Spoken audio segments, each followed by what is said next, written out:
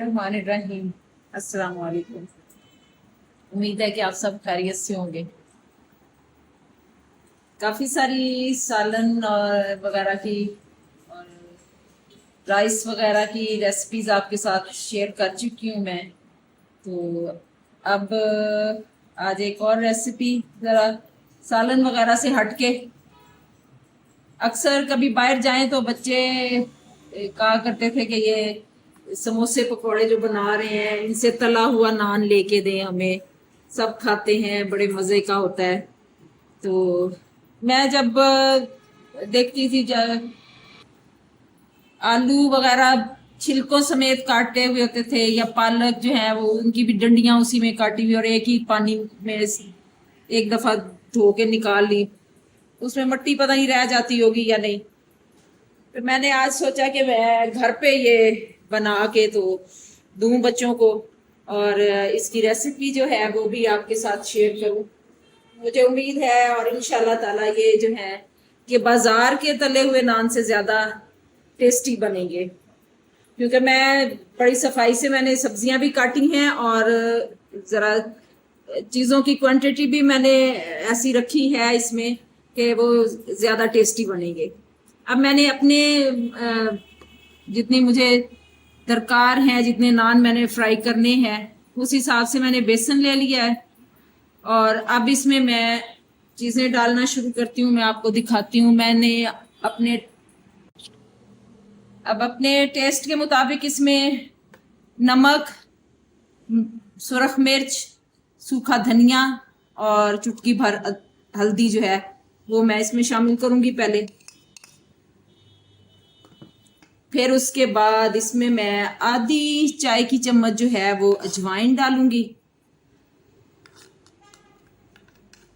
ये एक तो इससे जायका अच्छा होगा, दूसरा ये हाजमे के लिए भी अच्छी होती है। एक चाय की चम्मच इसमें सफ़ेद ज़ीरा है साबुत, वो शामिल कर दूंगी। और कसूरी मेथी है सूखी हुई, ये 2 चाय की चम्मच, या आप एक या डेढ़ खाने का चम्मच जो है वो इसमें आप डाल दें, इससे बड़ी अच्छी खुशबू आएगी। अब इसके बाद मैं इसको पहले पानी से थोड़ा सा मैं इसको बेसन को घोल देती हूँ, फिर इसके बाद इसमें सब्जियां ऐड करूंगी। ज़्यादा पतला नहीं करना, क्योंकि इसको जब रखेंगे तो सब्जियां भी अपना पानी छोड़ेंगी तो फिर बहुत ज़्यादा पतला हो जाएगा और फिर वो टिकेगा नहीं उसके ऊपर, नान के ऊपर।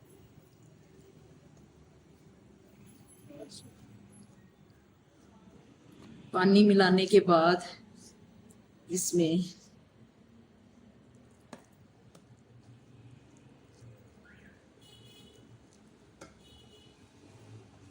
ये देखें,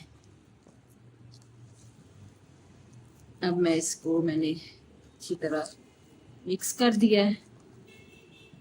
थोड़ा सा और डालूं इसमें। मसाले आपने देखे होंगे सारे घर में ही हैं जो हम इस्तेमाल करते हैं, अच्छे से साफ किए हुए वो डाले हैं। दूसरी बात ये कि हम अपनी मर्जी के मुताबिक नमक मिर्च जो है वो कम या ज़्यादा कर सकते हैं, बाजार से हमें ये सहूलत नहीं मिलती। हाँ, जैसा उन्होंने डाल दिया बस खरीदा है तो खाओ आप इसको ऐसे।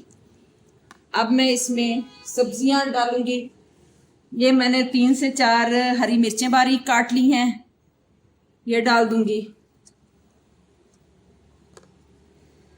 उसके बाद हरा धनिया है, इसको मैंने साफ करके अच्छी तरह धो के बारीक काटा है, ये मैं इसमें शामिल करूंगी।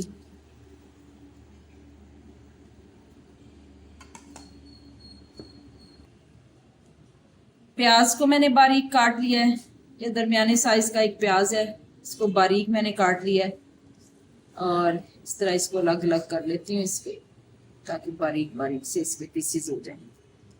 वो मैं इसमें डाल दूंगी।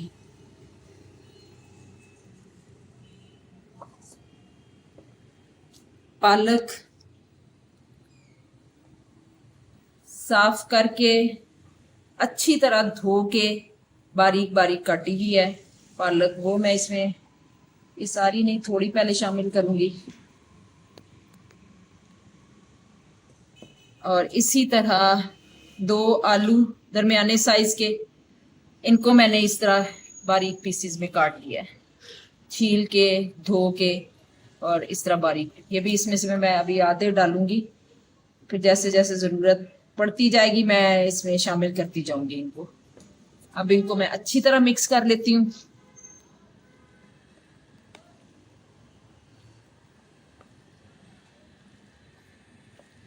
और इसको मैं 2 से 3 मिनट के लिए छोड़ दूंगी, ताकि जो है सब्जियां वो अपना पानी छोड़ दें। जो मैंने मसाले इसमें डाले हैं वो सारे जो हैं वो अपना टेस्ट जो है वो उनका भी बेसन में आ जाए। सारे अच्छी तरह मिक्स करके इनको 2-3 मिनट के लिए मैं छोड़ देती हूँ। फिर उसके बाद मैं आपको, अच्छा, नान जो हैं वो ये नहीं कि अभी आप जाके तो शॉप से गर्मा गर्म तनूर से निकलवा के लाएं।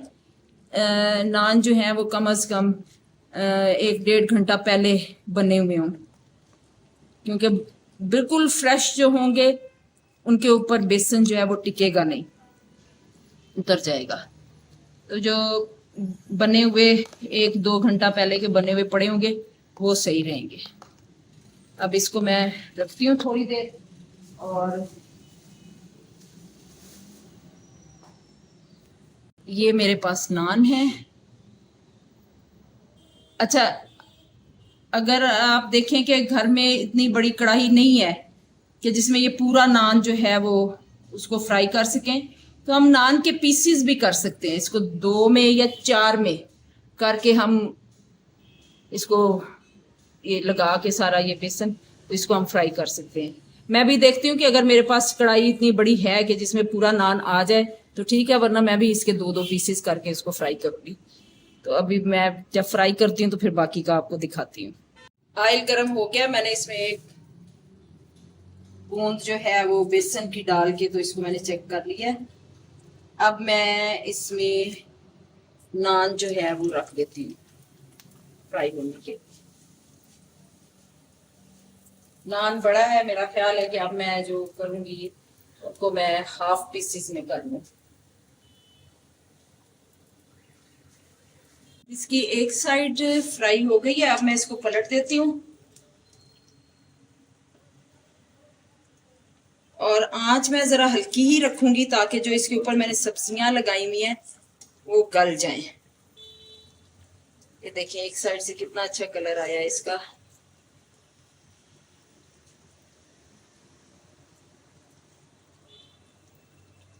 देखें तैयार हो गया, ये कितना अच्छा इसका कलर आया है।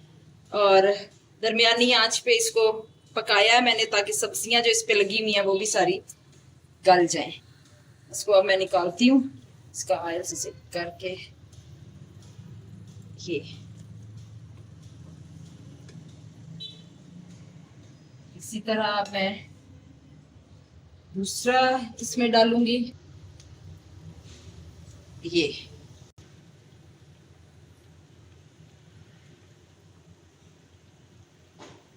और तैयार हो गया है, इसको भी रखती हूँ इधर में।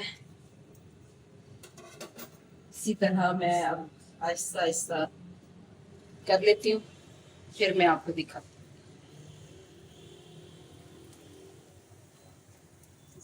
अल्हम्दुलिल्लाह, ये देखें कितने मज़े के नान तैयार हो गए हैं। आप देख रहे होंगे कि सही पके हुए, कलर भी अच्छा उनका, और सब्जियां भी सारी जो ऊपर लगी हुई थी वो गल चुकी हैं। ये देखिए आलू वहां से अगर लेना तो बहुत तेज गर्म में बने हुए होते हैं बाजार वाले, और जब खाने के लिए निवाला तोड़ो तो कच्चा बेसन साथ बह रहा होता है। यहाँ दरमियानी आंच पे बड़ी तसल्ली से मैंने बनाए हैं कि अच्छी तरह जो है वो पक जाए। अब इसको मैंने क्या करना है कि ये नान, और ये मैंने अपनी मर्जी से, आप लोग घी यूज करते हैं घी में कर लें। मैं घर में कुकिंग ऑयल यूज करती हूँ, इसलिए मैंने कुकिंग ऑयल में ये फ्राई किए हैं, इसलिए आपको ज्यादा चिकनाई इनमें नजर नहीं आ रही होगी। और ये मैंने ना मसाला तैयार किया है।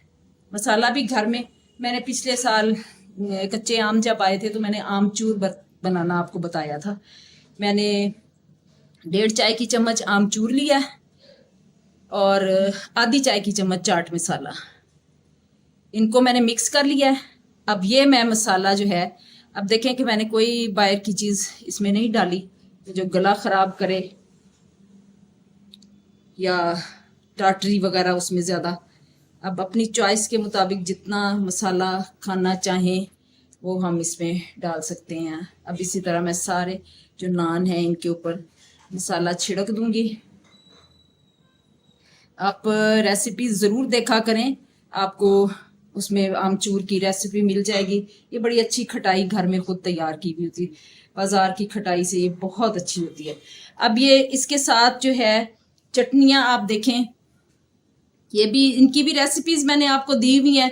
ये हरी चटनी है धनिए पुदीने वाली, जो इसकी रेसिपी आप देखें मेरे चैनल में, बड़ी मज़े की बड़ी खुश जायका चटनी है।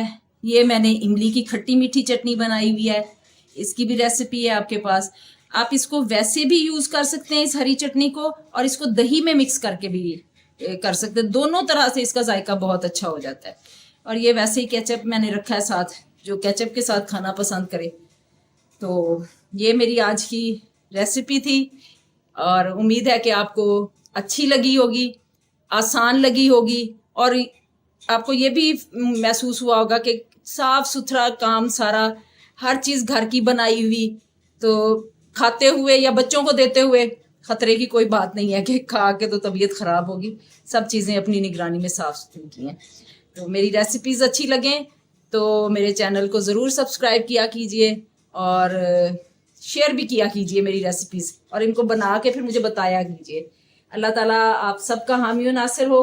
अपनी दुआओं में याद रखिएगा। अल्लाह।